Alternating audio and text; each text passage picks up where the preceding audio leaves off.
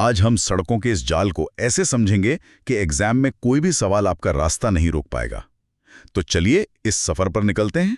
और जब हम सड़कों के नेटवर्क की बात करते हैं तो पहला सवाल यही उठता है कि इसका घनत्व कहाँ ज्यादा है, कहाँ कम है। ये एक बुनियादी सवाल है जो अक्सर परीक्षार्थियों को उलझा देता है। और परीक्षक यहीं से पहला सवाल फेंकता है, आपकी बुनियादी समझ को परखने के लिए। सर्वाधिक सड़क घनत्व यानी रोड डेंसिटी वाला राज्य, याद रखना केरल। और सबसे कम वो इलाका जहां पहाड़ हैं, चुनौतियां हैं, जम्मू कश्मीर। ये सवाल सीधा यूपी पुलिस 2019 में पूछा गया था। अरे वाह, केरल का घनत्व ज्यादा होना समझ आता है क्योंकि वहां जनसंख्या का घनत्व भी ज्यादा है। लेकिन केंद्र शासित प्रदेशों का क्या? वहां तो जगह कम होती है और आबादी घनी। दिल्ली इसमें सबसे आगे होगी, ये तो तय है। एकदम सही विश्लेषण। केंद्र शासित प्रदेशों में दिल्ली सबसे ऊपर है।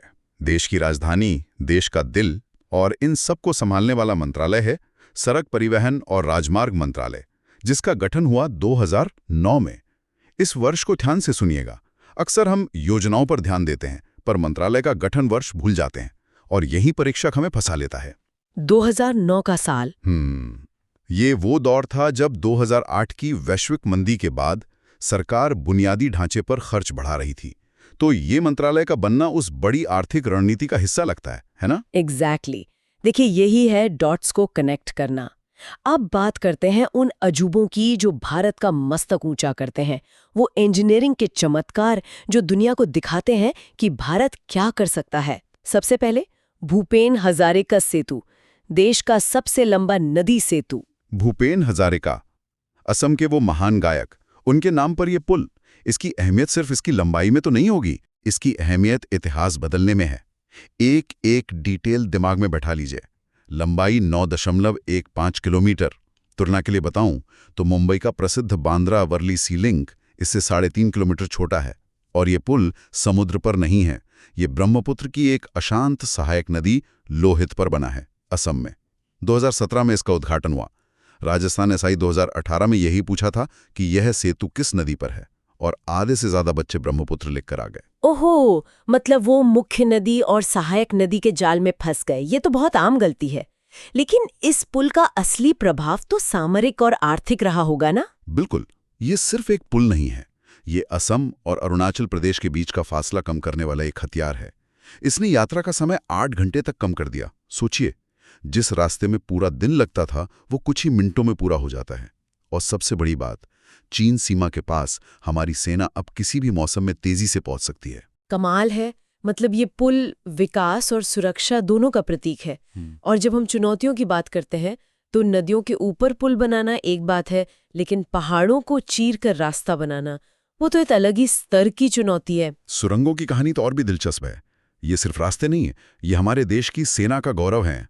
अटल सुरंग या रोहतांग परियोजना, तारीख याद रखना, 3 अक्टूबर 2020।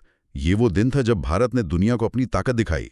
मनाली लेह राजमार्ग पर पीर पंजाल की पहाड़ियों को चीरकर ये सुरंग बनाई गई। इसकी सबसे खास बात इसकी ऊंचाई ही है ना? हाँ, यही इसका सबसे बड़ा कीर्तिमान है। 3000 मीटर से ज्यादा की ऊंचाई पर बनी ये दुनिया की सबसे लंबी राजमार्ग सुरंग है, 9.02 किलोमीटर लंबी। इसीलिए 9 फरवरी 2022 को इसका नाम वर्ल्ड बुक ऑफ रिकॉर्ड्स में दर्ज किया गया। और इसका असर भी वैसा ही हुआ होगा जैसा भूपेन हजारिका सेतु का हुआ। इसने भी किसी इलाके को दुनिया से जोड़ा होगा। इसने लाहौल स्पीति घाटी की किस्मत बदल दी। वो घाटी जो सर्दियों में 6 महीने तक बर्फ के कारण देश के बाकी हिस्सों से कट जाती थी, अब साल भर जुड़ी रहती है। ये तो अद्भुत है। और अगर ये सबसे ऊंचाई पर बनी सबसे लंबी सुरंग है तो भारत की सबसे लंबी सड़क सुरंग कौन सी है? वो है श्यामा प्रसाद मुखर्जी सुरंग, जिसे चेनानी नाशरी सुरंग भी कहते हैं, जम्मू कश्मीर में NH44 पर। इसकी लंबाई 9.28 किलोमीटर है। इसने जम्मू और श्रीनगर के बीच की दूरी को 30 किलोमीटर कम कर दिया और यात्रा के समय में लगभग 2 घंटे की कटौती की। ये दिखाता है कि जब भारत ठान लेता है तो कुछ भी नामुमकिन नहीं। मतलब ये पुल और सुरंगें सिर्फ यातायात के साधन नहीं है, ये देश को जोड़ने, अर्थव्यवस्था को मजबूत करने और सुरक्षा को बढ़ाने के बड़े रणनीतिक कदम हैं। बिल्कुल। और ये सब एक बहुत बड़ी योजना का हिस्सा है, देश को एक धागे में पिरोने का सपना। पहली बड़ी योजना थी स्वर्णिम चतुर्भुज परियोजना। भारतीय राष्ट्रीय राजमार्ग प्राधिकरण अधिनियम 1988 के तहत ये महापरियोजना शुरू हुई। स्वर्णिम चतुर्भुज नाम से ही लगता है कि ये देश के 4 कोनों को जोड़ता होगा। दिल्ली, मुंबई, चेन्नई, कोलकाता। सही पकड़े हैं। इसके पहले चरण में देश के इन 4 महानगरों को एक शानदार हाईवे नेटवर्क से जोड़ा गया। ये देश के विकास का चतुर्भुज था।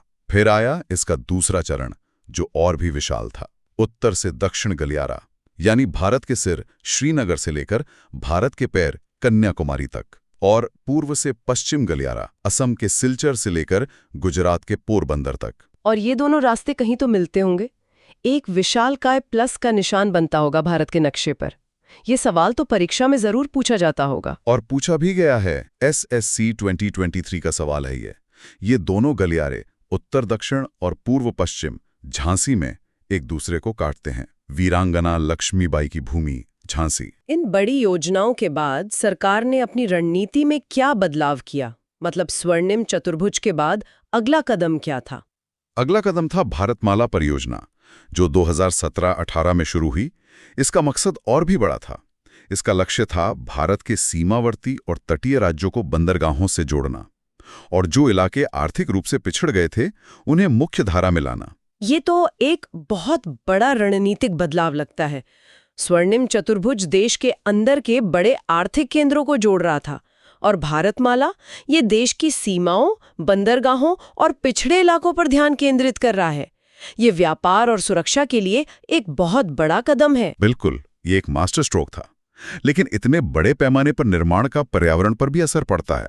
पेड़ कटते हैं, हरियाली कम होती है। तो सरकार ने इसका भी ध्यान रखा होगा। कोई ना कोई नीति जरूर होगी इसके लिए। हाँ, 2015 में हरित राजमार्ग नीति लाई गई। इसका मकसद था कि हाईवेज के किनारे पेड़ लगाए जाएं। परियोजना की लागत का 1% हिस्सा राजमार्ग वृक्षारोपण और रखरखाव के लिए रखा गया। ये एक संतुलित सोच को दिखाता है कि विकास और पर्यावरण साथ साथ चल सके। अब बात करते हैं उन गुमनाम नायकों की जो इन योजनाओं को हकीकत में बदलते हैं, खासकर उन मुश्किल इलाकों में जहां काम करना लगभग नामुमकिन होता है। आप सीमा सड़क संगठन यानी BRO की बात कर रही हैं। 1960 में पंडित नेहरू द्वारा इसकी स्थापना की गई थी। ये वो लोग हैं जो सियाचिन की बर्फ में, अरुणाचल के घने जंगलों में, राजस्थान के तपते रेगिस्तान में हमारे लिए रास्ते बनाते हैं।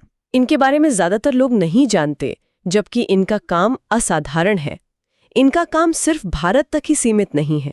मैंने पढ़ा है कि भूटान में प्रोजेक्ट दंतक के तहत BRO ने वहां के विकास में बहुत बड़ा योगदान दिया है, जिसमें पारो हवाई अड्डे का निर्माण भी शामिल है। ये हमारी विदेश नीति का भी एक महत्वपूर्ण अंग है। क्या बात है! ये जानकारी बहुत कम लोगों को होती है। इनके प्रोजेक्ट्स के नाम भी देखिए। बीकन, हीरक, चेतक, वर्तक। ये वो हैं जो बर्फ और पहाड़ों को चीर कर रास्ता बनाते हैं ताकि हमारे सैनिक सीमा तक पहुंच सकें, ताकि दूर दराज के गांव देश से जुड़ सकें। ये असली हीरो हैं। सच में इनको तो सलाम करना चाहिए। अब उस हिस्से पर आते हैं जो परीक्षार्थियों के लिए सबसे महत्वपूर्ण है, महत्वपूर्ण राष्ट्रीय राजमार्ग। हाँ, अब वो सेक्शन जहां से पक्का सवाल बनता है।